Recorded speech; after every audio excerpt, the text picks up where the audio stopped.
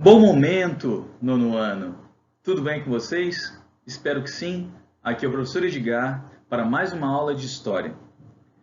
Na última aula a gente falou sobre os movimentos rurais. Hoje a gente vai falar da resistência urbana. Na última aula eu falei para vocês que o Brasil, na Primeira República, é um país rural. E isso é verdade. Porém, nas cidades também vai haver alguns problemas, alguns conflitos, e é isso que a gente vai falar hoje, tá? Para quem quiser se localizar na apostila, nós estamos no módulo 2, na seção 2.5. Bom, a primeira manifestação aí nas cidades que vai ter uma revolta vai se chamar de Revolta da Vacina. A cidade do Rio de Janeiro em pé de guerra. Vai ter um certo aumento da população urbana devido àquelas industrializações que a gente já falou aqui, né? E aí o que vai acontecer? As populações pobres vão acabar morando no que a gente vai chamar de cortiços, que eram casarões imperiais, ou pelo menos prédios muito antigos, que as pessoas dividiam ali em quartos e elas viviam ali. O que vai acontecer no início do século XX? Muitas doenças vão se proliferar. As principais delas, tá? Varíola, febre amarela e até mesmo a gripe espanhola. A gripe espanhola, depois eu vou falar um pouquinho mais sobre isso com vocês. Mas principalmente no Brasil, o que vai afetar a população pobre, o que vai afetar o Rio de Janeiro principalmente no início do século, são essas duas doenças, a varíola e a febre amarela. E aí o que vai acontecer? O governo vai acabar culpabilizando a parcela pobre da população por disseminar, por proliferar essa doença. De que forma? Dizendo que nesses lugares onde os pobres moravam existiam o tal dos miasmas, que era um cheiro desagradável e que esse cheiro é que passava a doença de uma pessoa para outra. Quais serão as medidas então do governo para tentar acabar com a epidemia tanto de varíola como de febre amarela? A primeira coisa é fazer uma reforma urbana.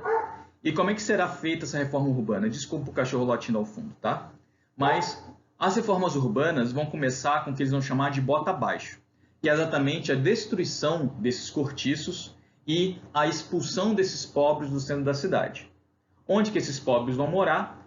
Eles vão acabar correndo, ou pelo menos vão acabar ocupando os morros da cidade, já que eles não tinham dinheiro, muitos deles não tinham emprego, e é obviamente que eles vão buscar a sua moradia o mais próximo do trabalho, que é ali nos morros cariocas. O primeiro morro a ser ocupado vai ser chamado de Morro da Previdência. A outra medida são as políticas sanitárias. E a principal política sanitária da época vai ser a vacinação. Aí o que vai acontecer? A população será contrária a essa vacinação. Não porque eles não acreditavam na vacina, nada disso. Eu vou falar aqui sobre alguns elementos que fazem com que as pessoas fossem contra a vacina. O primeiro aspecto é a desinformação. Sim, naquele período também existia a tal da fake news, notícias falsas. Por exemplo, para quem não sabe, a varíola, né, ou pelo menos a vacina da varíola, aí vocês podem até perguntar depois também para o professor Vinícius sobre essa questão. Mas a varíola, ela vem de um elemento que está composto também ali nas tetas da vaca. Então, a vacina da varíola, o que era nessa época? Não era uma injeçãozinha como a gente vê hoje. Era, na verdade, arranhar o braço da pessoa, pegar uma agulha, arranhar o braço da pessoa, pegar lá o pus da teta da vaca, que tinha o elemento antígeno dessa doença, e colocar ali um emplastro, né? E ficar ali por vários dias até aquilo cicatrizar, e aí aqueles anticorpos iriam para o seu corpo, iria fazer a tal da vacinação e imunização para a varíola.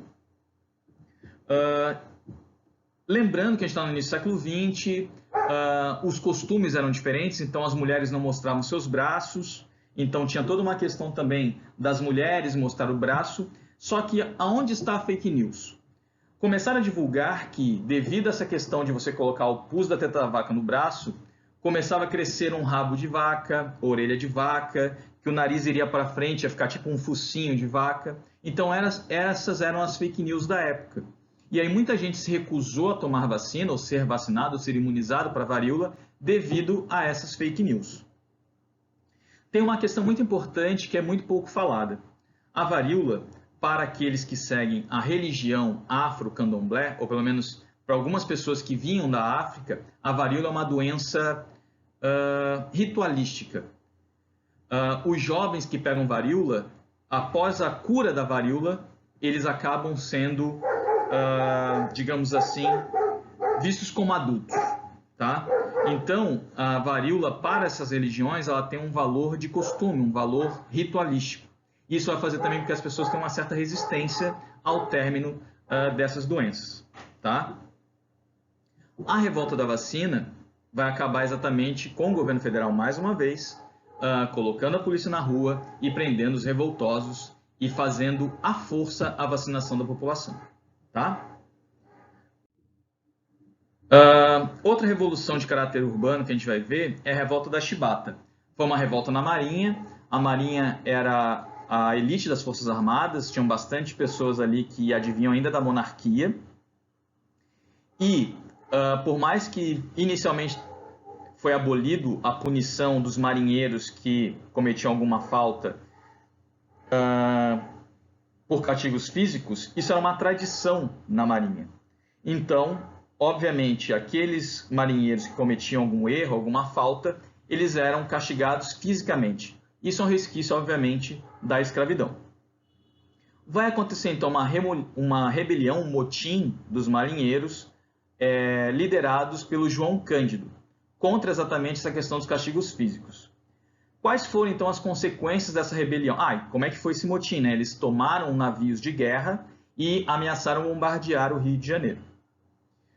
A consequência dessa rebelião, desse motim dos marinheiros, vai ser a abolição dos castigos físicos, então não poderia mais castigar fisicamente os marinheiros, e a anistia, o perdão dos revoltosos. Só que isso foi uma armadilha para desmontar esse movimento de rebeldia, porque logo depois que os amotinados ou os rebeldes se entregam, o presidente volta atrás nessa medida e vai acabar matando 25 marinheiros, 16 marinheiros vão morrer de sede e calor no presídio, porque eles serão presos na Ilha das Cobras, e 105 marinheiros foram expulsos para a região amazônica. Aí a gente tem que fazer os links. Lembra lá da questão da borracha? Então muitos deles iam para lá trabalhar na extração do látex, tá? E aí 9 deles foram fuzilados durante a viagem. Então, para você ver como o governo federal, o governo brasileiro, tratava os amotinados e os rebeldes, mesmo sendo ali, mesmo inicialmente tendo feito um acordo, tá? O João Cândido vai sobreviver tanto à prisão e ele vai ficar sendo conhecido como Almirante Negro, tá? Anexado na aula de hoje, lá no Google Classroom, eu vou anexar um vídeo de um canal chamado meteoro.br, que ele fala sobre o João Cândido, fala sobre essa revolta da Chibata, e também uma música, tá, do João Bosco, que é em homenagem ao João Cândido, tá, chamado Almirante Negro. Bem, outro movimento urbano que é aí de resistência, digamos assim, à República, vai ser exatamente as greves, tá? Então, os trabalhadores das indústrias vão se organizar e vão fazer várias manifestações desde o início do século XX, tá? Como eu já falei para vocês na última aula, o operariado, ou seja, a classe operária brasileira, ela está muito ligada aos imigrantes que vieram da Itália, da Espanha e de Portugal. Com eles vieram algumas ideias também, como, por exemplo, o anarcossindicalismo. E isso vai fazer com que os operários que viviam em condições precárias, tanto no trabalho como em suas casas, comecem a se rebelar. No início do século XX, a gente vai ver greves, tanto no Rio de Janeiro como em São Paulo.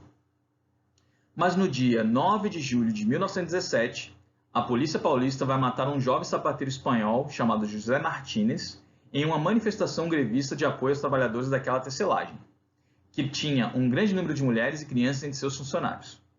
Gente, no Brasil, a gente só vai ter uma legislação trabalhista quase lá perto da década de 40, tá? Então, por muito tempo, os operários no Brasil, os trabalhadores do Brasil, tanto do campo como da cidade, não estarão amparados por nenhum tipo de lei. Pessoal, por hoje era isso. Finalizamos então a República. Em breve comunico a vocês da correção dos exercícios. Dá uma curtidinha no vídeo e a gente se vê daqui a pouco.